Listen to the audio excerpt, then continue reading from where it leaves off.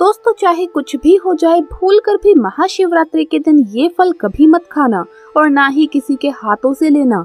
आपका परिवार, आपका व्रत टूट सकता है, घर परिवार नष्ट हो सकता है, महादेव की कृपा से आप वंचित हो सकते हैं, भोले बाबा आपसे क्रोधित हो सकते हैं, आपके ऊपर पाप लग सकता है।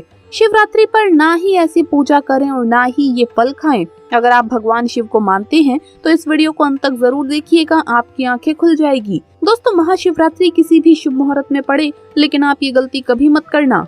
महाशिवरात्रि के दिन खास तौर से व्रत रखते समय इस बात का ज्ञान आपको होना चाहिए। शिवरात्रि के दिन ये 5 गलती करना आपको भारी पड़ सकता है। इस दिन महादेव और माता पार्वती की पूजा शुभ काल के दौरान ही करनी चाहिए। तो ऐसे में आइए हम जानते हैं शिवरात्रि पर क्या गलतियां नहीं करनी चाहिए जिससे शिव जी क्रोधित ना हो। तो चलिए जानते हैं। दोस्तों शिवरात्रि के दिन क्या करें। महाशिवरात्रि के दिन व्रत करें और सुबह जल्दी उठकर स्नान करें और साफ सुथरे वस्त्र पहने। सुबह में मंदिर जाकर महादेव को जल और दूध चढ़ाइए। इस दिन शिव जी का ध्यान कर ओम नमः शिवाय का जप अवश्य करें। इस दिन आपको भोजन ग्रहण नहीं करना चाहिए, इसीलिए अगर आपने व्रत किया है तो सिर्फ फल खाकर ही व्रत पूरा करें और हो सके तो पूरा दिन फल ही खाएं और दूसरे दिन व्रत छोड़ें। अगर आपसे नहीं हो पा रहा है तो आप एक समय में भोजन कर सकते हैं। दोस्तों सच्चे दिल से इस नियम को मानने वाला व्यक्ति शिव को बहुत प्रिय होता है। आइए अब बात करते हैं महाशिवरात्रि के अवसर पर आपको क्या गलतियां नहीं करनी चाहिए जिससे शिव जी क्रोधित ना हो। चाहे कुछ भी हो जाए, महाशिवरात्रि के दिन मांस मदिरा का सेवन गलती से भी मत करना, नहीं तो आपके साथ कुछ भी हो सकता है। महाशिवरात्रि के दिन देर तक कभी भी ना सोएं, इससे आपका भाग्य बिगड़ सकता है, शिव जी रूठ सकते हैं। महाशिवरात्रि के दिन दाल, चावल या गेहूं से बने पकवान नहीं खाने चाहिए।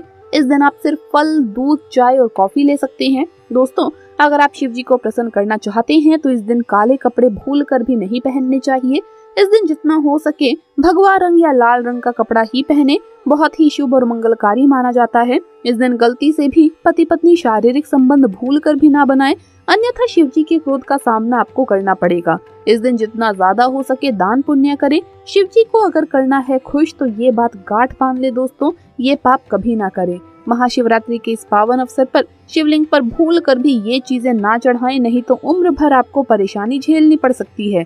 आपका व्रत टूट सकता है, शिव अत्यंत क्रोधी हो सकते हैं। जान लीजिए, नहीं तो आपके व्रत रखने का कोई भी फायदा नहीं होगा। तो चलिए जानते हैं।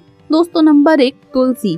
पौराणिक कथाओं के मुताबिक तुलसी को माँ लक्ष्मी का स्वरूप माना जाता है। माता लक्ष्मी भगवान विष्णु की अर्धांगिनी है। भगवान विष्णु शालिग्राम की पूजा में ही तुलसी का प्रयोग किया जाता है। ऐसे में शिवलिंग पर तुलसी का प्रयोग वर्जित है। ये आपको पाप का भागीदार बना सकता है, ऐसा अनर्थ कभी न करें।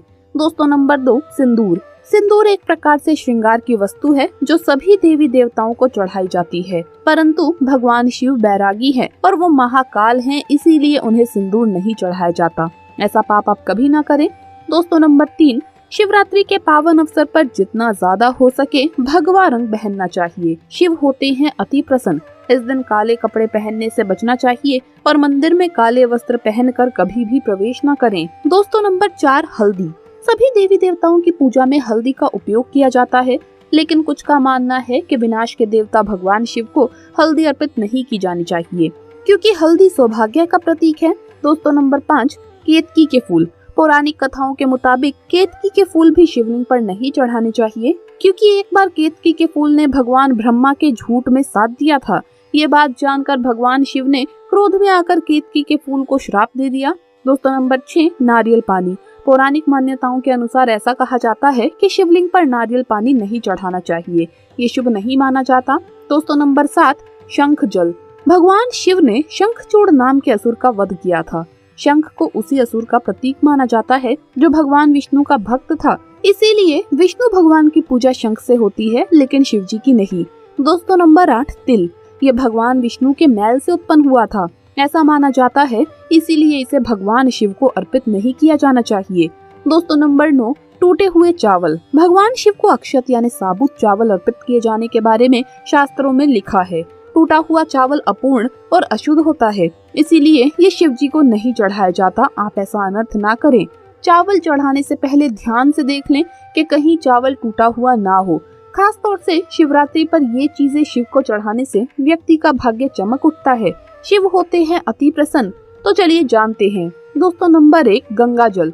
गंगा भगवान विष्णु के चरणों से निकली है और भगवान शिव की जटा से धरती पर उतरी है, इसीलिए सभी नदियों में गंगा परम पवित्र है। गंगा जल से भगवान शिव का अभिषेक करने से मानसिक शांति और सुख की प्राप्ति होती है। दोस्तों नंबर 2, गन्ने का रस। गन्ना जीवन में मिठास और सुख का प्रतीक माना जाता है, इसीलिए इसे बहुत ही पवित्र माना जाता है।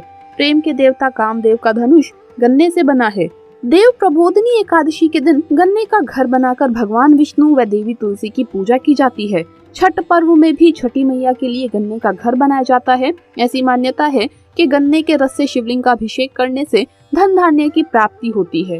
दोस्तों नंबर 3, 3 पत्तों वाला बेलपत्र। 3 पत्तों वाला बेलपत्र जो कटा कटा ना हो, ऐसा भगवान शिव को चढ़ाएं। 3 पत्तों वाला बेलपत्र त्रिदेव ब्रह्मा विष्णु महेश का प्रतीक माना जाता है।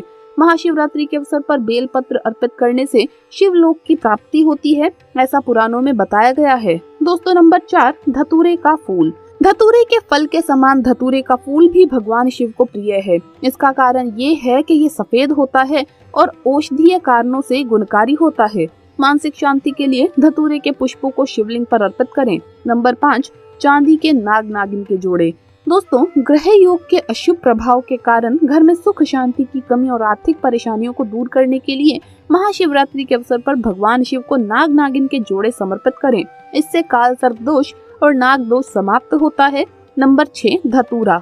भांग की तरह धतूरा भी एक जड़ी बूटी है। भगवान शिव के सर पर चढ़े विष के प्रभाव को दूर करने के लिए धतूरे का प्रयोग भी किया गया था, इसीलिए शिव जी को धतूरा भी प्रिय है। महाशिवरात्रि के अवसर पर शिवलिंग पर धतूरा अर्पित करें, इससे शत्रुओं का भय दूर होता है, साथ ही धन संबंधित मामलों में उन्नति होती है।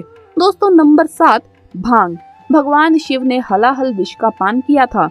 इस विष के उपचार के लिए कई तरह की जड़ी बूटियों का प्रयोग देवी देवताओं ने किया, जिसमें एक भांग भी है, इसीलिए भगवान शिव को भांग बेहद प्रिय है। शिवरात्रि के अवसर पर भांग के पत्ते या भांग को पीसकर दूध या जल में घोलकर भगवान शिव का अभिषेक करें तो रोग दोष से मुक्ति मिलती है। दोस्तों आइए अब जानते हैं वो ऐसी क्या चीज है जो महाशिवरात्रि के दिन जरूर खा लेनी चाहिए।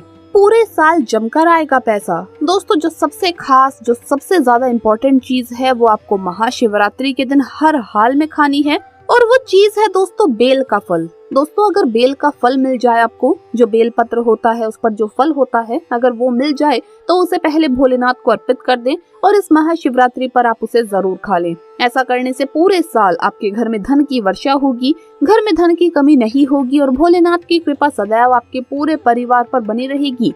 दोस्तों अगर आपको बेल का फल नहीं मिलता है तो ऐसे में आप क्या करेंगे, जो बेर होते हैं आप उसे भी भगवान भोलेनाथ को अर्पित करने के बाद अवश्य खा ले। इस फल को खाने से भी व्रत संपूर्ण माना जाता है। ऐसे में जो हरा वाला अंगूर होता है आप उसे भी अर्पित कर सकते हैं, फिर उसके बाद उसे खा लें। इस दिन आप अंगूर और केला खाते हैं तो ये बहुत ही अच्छा रहेगा। दोस्तों इतने सारे शुभ संयोग राजयोग बनने के कारण इस महाशिवरात्रि के दिन आपको इन चीजों का सेवन जरूर करना चाहिए। दोस्तों एक और चीज है जो सबसे इम्पोर्टेंट है और वो है खीर। इस दिन आप खीर जरूर खाएं। इस दिन आपको खीर बनानी है। खीर बना करके आप सबसे पहले भगवान भोलेनाथ को भोग लगाएं और उसके बाद आप स्वयं इसे ग्रहण करें और पूरे परिवार के साथ ग्रहण करें। लेकिन खीर चावल की नहीं होनी चाहिए, आप साबूदाने की खीर बना सकते हैं। इससे परिवार में प्रेम बना रहता है, धन की प्राप्ति होती है, लक्ष्मी आकर्षित होती है। दोस्तों यकीन मानिए आपको जीवन में करोड़पति होने में देर नहीं लगेगी और भगवान भोलेनाथ शिव शंभू की कृपा आपके घर पर हमेशा बनी रहेगी और पूरे साल जमकर पैसा आएगा। दोस्तों शिव पुराण के अनुसार माना जाता है कि महाशिवरात्रि के दिन भांग खाने से संपूर्ण फलों की प्राप्ति होती है। अगर आप भांग नहीं खाते हैं तो इसे थोड़ा बहुत चख लें, नहीं तो आपका व्रत अधूरा माना जाएगा। तो दोस्तों वीडियो अगर अच्छा लगा हो तो इसे लाइक करें, अपने दोस्तों के साथ शेयर करें और हमें सब्सक्राइब करना न भूलें। जल्द मुलाकात होगी अगली वीडियो में। हर हर महादेव, ओम नमः शिवाय, जय भोलेनाथ।